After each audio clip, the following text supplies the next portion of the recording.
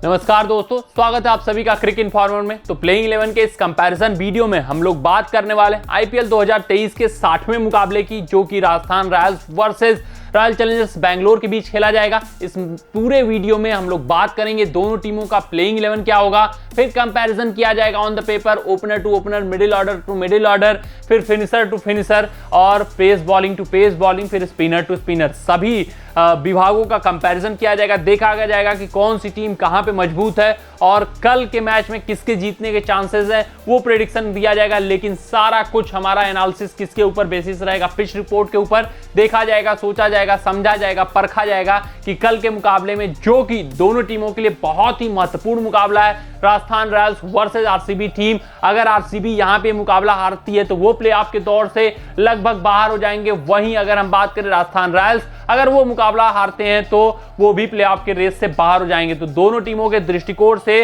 Playoff के समीकरण से ये मुकाबला महत्वपूर्ण है। तो दोनों टीमें अपना जी जान यहां पे लगाते हुए दिखेंगी। अगर हम बात करें इस पिच की, तो ये सवाई मानसिंह स्टेडियम जयपुर में मुकाबला है। हालांकि पिछला मैच देखें तो यहां पे आपको हाई स्कोरिंग इनकाउंटर देखने को मिल गया था, लेकिन ये पिच जनरली अपने स्लो नेचर के लिए फेमस है। यहां पे मैक्स ऑफ द मैचेज आप देखोगे कि जहां पे स्पिनरों का बोलबाला रहता है, बैटिंग ट्रैक भी रहेगी, तो भी स्पिनर यहां पे अच्छा खासा कंट्रीब्यूशन देकर जाएंगे। तो आप समझ लीजिएगा कि यहां पे जिसका स्पिन विभाग काफी मजबूत होगा वो यहां पे जीत सकती है और दोनों टीमें स्पिन को स्ट्रेंथन करने का प्रयास करेंगी। अगर हम बात करें यहां के पिच स्कोर कार्ड की, तो राजस्थान रॉयल्स पिछले मैच में 214 रन बनाई थी, एसआरएच उसको चेंज भी कर गई थी 217 बनाकर। लास्ट बॉल थ्रिलर हुआ था वो मुकाबला। उसके अलावा 118, 202, फिर 154, मतलब score in the range of 160 से 180 अनुमान करके चलिए, क्योंकि जो नॉर्मल यहाँ का ट्रेडिशन है सवाई मानसिंह स्टेडियम जयपुर का, वो यही कहता है कि यहाँ पे स्लो डेक रहती है और यहाँ पे स्पिनरों का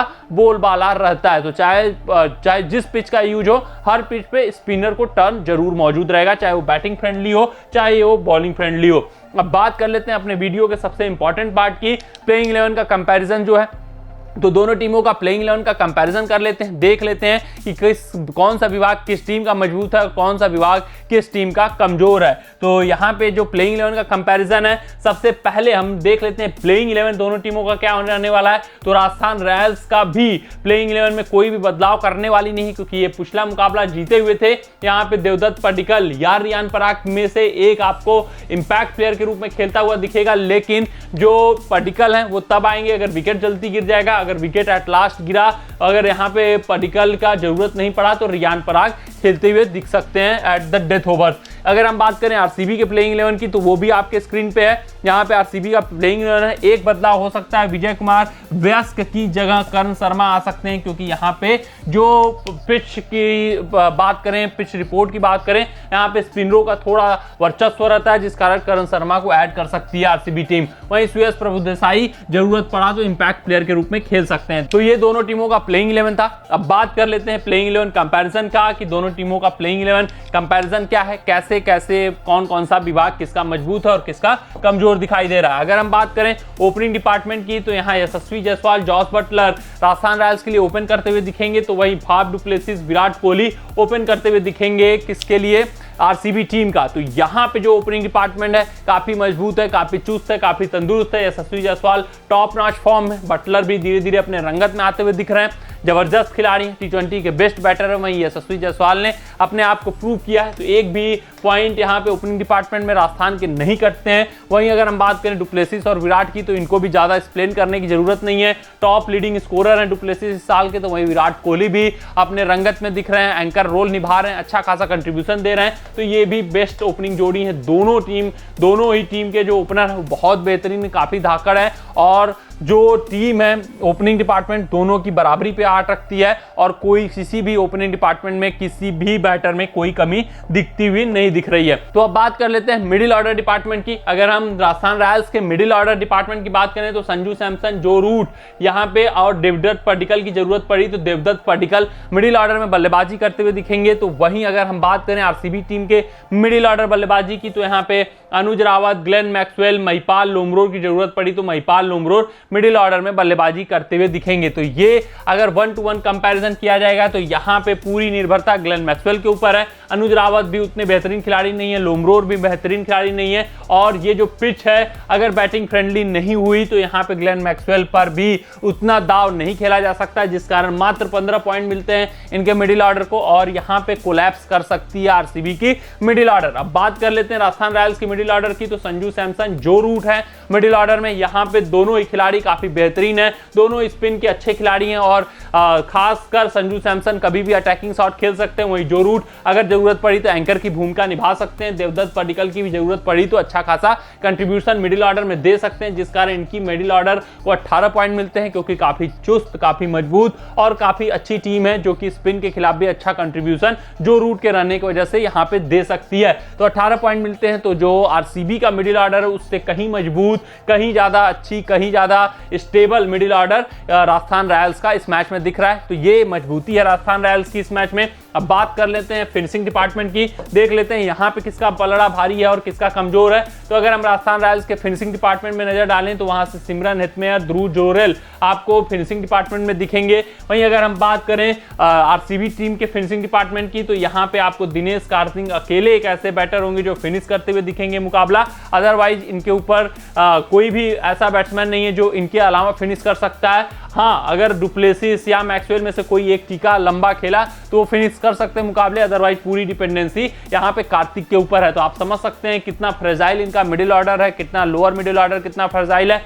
जो डिपेंडेंसी और डुप्लेसिस विराट कोहली पे, कुछ हद तक मैक्सवेल पे, फिर उसके बाद पूरा बंटाधार होने वाला है, क्योंकि कार्तिक का भी फॉर्म इनके साइड नहीं है। जो पिच है वो दिनेश कार्तिक को नहीं सूट करने वाली, और इनके शॉट भी इस साल एग्जीक्यूट होते हुए नहीं दिख रहे हैं, जिस कारण मात्र इनको 10 पॉइंट मिलते हैं। फिनिशिंग डिपार्टमेंट में कोई भी स्ट्रेंथ नहीं है, कार्तिक के ऊपर जो भरोसा है वो भी भरोसेमंद खिलाड़ी नहीं दिख रहे हैं इस साल। अगर हम बात करें राजस्थान रॉयल्स के फिनिशिंग डिपार्टमेंट पे, यहाँ पे हेटमेयर है, यहाँ पे ध्रुव जोरेल है। हेटमेयर शुरुआती मैचों में काफी अच्छा फिनिश कर रहे थे, फिर उसके बाद इनका लय गबड़ाया सा हुआ दिख रहा है। वहीं ध्रुव जोरेल जितने मैचों में जितना मौका मिल रहा है अच्छा परफॉर्मेंस दे रहे हैं, तो फिर भी इनके अंदर इतनी कैपेबिलिटी है हेटमेयर के अंदर, जोरेल के अंदर, कि अपने दम पे मुकाबले फिनिश कर सकते हैं, और कुछ मैचों में इन्होंने करके दिखाया भी है, जिस कारण इनका फिनिशिंग डिपार्टमेंट थोड़ा सा कमजोर जरूर हुआ है, लेकिन आरसीबी के मुकाबले कहीं मजबूत है, जिस कारण इनको 15 पॉइंट मिलते हैं।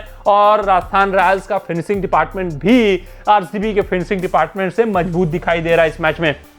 वहीं अगर हम बात कर लेते हैं अब स्पिन डिपार्टमेंट की, जो कि इस मैच में इस पिच पर काफी बड़ा रोल अदा कर सकता है, तो फिनिशिंग डिपार्टमेंट अरे स्पिन डिपार्टमेंट देखें तो यहाँ पे R Ashwin, Yuzvendra Chahal 2 main spinner होंगे राजस्थान रॉयल्स की तरफ से। तीसरे स्पिनर जो रूट हो सकते हैं, जो रूट भी अपनी भूमिका स्पिन डिपार्टमेंट में निभा सकते हैं। अगर हम आरसीबी टीम का स्पिन डिपार्टमेंट देखें तो यहाँ पे जो होंगे वानिडू हसरंगा होंगे, दूसरे करण शर्मा होंगे, लेकिन अगर इन दोनों का स्पिन डिपार्टमेंट कंपेयर किया जाए तो तुलना उतना नहीं कर सकते। हसरंगा जरूर विकेट टेकिंग ऑप्शन लेकर आ रहे हैं, लेकिन इस साल फॉर्म इनका इनके साइड नहीं है, काफी रन भी खर्चीले होते जा रहे हैं। वहीं करण शर्मा भी कंसिस्टेंटली परफॉर्म नहीं कर रहे हैं, पैचेज में परफॉर्म कर रहे हैं, और उनको टीम भी पैचेज में ही यूज करती हुई दिख रही है। जो कुछ डिपेंडेंसी रहेगी वो वानिडू हसरंगा के ऊपर रहेगी। ये कैसा मिडिल फेज में दबाव देते हैं यही देखना दिलचस्प रहेगा, लेकिन ये कॉस्टली भी इस साल होते हुए दिख रहे हैं। जब भी बैटर इनको अटैक करना चाह रहा है आसानी से अटैक कर दे रहा है। वहीं आर अश्विन की बात करें तो बेहतरीन टच में इस साल विकेट टेकिंग स्किल भी लेकर आए हैं,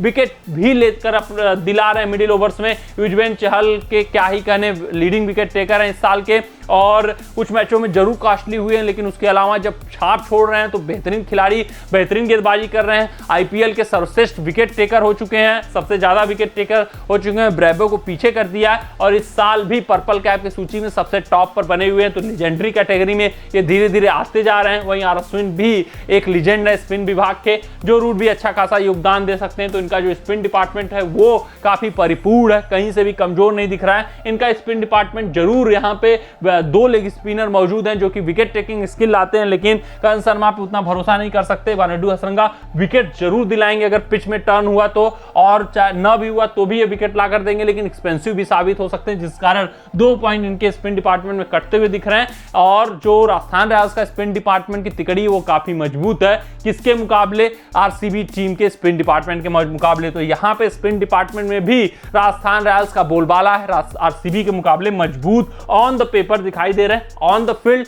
कैसा उस दिन किसका परफॉर्मेंस रहेगा ये देखना दिलचस्प रहेगा। अब बात कर लेते हैं पेस डिपार्टमेंट की, सबसे लास्ट डिपार्टमेंट की। अगर हम बात करें राजस्थान रॉयल्स का पेस डिपार्टमेंट तो वहां Sandeep Sharma, KM Asif, Trent Boult 3 pacer होंगे। वहीं अगर हम बात करें आरसीबी के पेस डिपार्टमेंट की तो यहाँ पे मोहम्मद सिराज, विजय कुमार वैस के खेलने के चांसेस कम है, इसलिए उनका हम कंसीडरेशन नहीं करेंगे। हेजलवुड तीसरे, हर्षल पटेल। अगर हम यहाँ पे पेस डिपार्टमेंट देखेंगे तो सिराज काफी फॉर्म में, अच्छा खासा गेंदबाजी कर लेते हैं और अभी भी करते हुए जा रहे हैं। हेजलवुड जब से इंजरी से वापसी आया, पिछले साल के हेजलवुड जरूर मिसिंग है लेकिन काफी टैलेंटेड गेंदबाज, अपने दिन छाप छोड़ सकते हैं। हर्षल पटेल का यही जो फॉर्म है वो कॉज ऑफ कंसर्न है। अगर ड्यू में ये गेंदबाजी करते हैं तो फिर इनकी गेंदबाजी काफी इनफेक्टिव हो जाती है। जो lower in dipping full tosses होती हैं वो इनफेक्टिव हो जाती हैं, जिस कारण हर्षल पटेल काफी एक्सपेंसिव साबित होते हुए दिख रहे हैं। इस साल भी विकेट जरूर निकाल सकते हैं लेकिन जो एक्सपेंसिवनेस है ये हर्ट करती दिख रही है आरसीबी टीम को। अब बात कर लेते हैं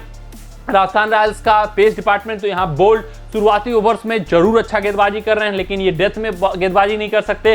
संदीप शर्मा भी डेथ ओवर के स्पेशलिस्ट नहीं है, उतनी अच्छी गेंदबाजी नहीं करते हैं। आसिफ भी यहाँ पे एक कमजोर लिंक है, चाहे डेथ में बॉलिंग करें चाहे शुरुआत में बॉलिंग करें, अपोनेंट टीम इनके खिलाफ अटैक करना चाहेगी, खूब रन बनाना चाहेगी। तो जो डेथ बॉलिंग की कंसर्न है उसके कारण मात्र 16 पॉइंट मिलते हैं। हाँ, लेकिन शुरुआती ओवर्स में अगर मदद रहा पिच से तो बोल्ट और संदीप शर्मा अच्छी खासी गेंदबाजी कर सकते हैं और खासकर विराट कोहली और डुप्लेसिस को अगर बोल्ट और संदीप शर्मा दोनों ने यहां पे परेशान करते हैं अक्सर और दोनों ने अगर विकेट ले लिया विराट कोहली और डुप्लेसिस का तो फिर यहां पे बंटा धार हो जाएगा आरसीबी टीम का। तो जो शुरुआती 6 ओवरों का स्पेल है बोल्ट और संदीप शर्मा का मिलाकर वहां पे कोहली और डुप्लेसिस को बचकर रहना होगा और वहां पे अपना विकेट बचाकर चलना होगा। तो यहां पे जो शुरुआती ओवर का इनका पेस बैटरी है वो काफी मजबूत है, काफी चुस्त है और मैचअप भी इन दोनों बैटरियों का काफी तगड़ा है फाफ डुप्लेसिस और विराट कोहली के मुकाबले। वहीं अगर हम बात करें यहाँ पे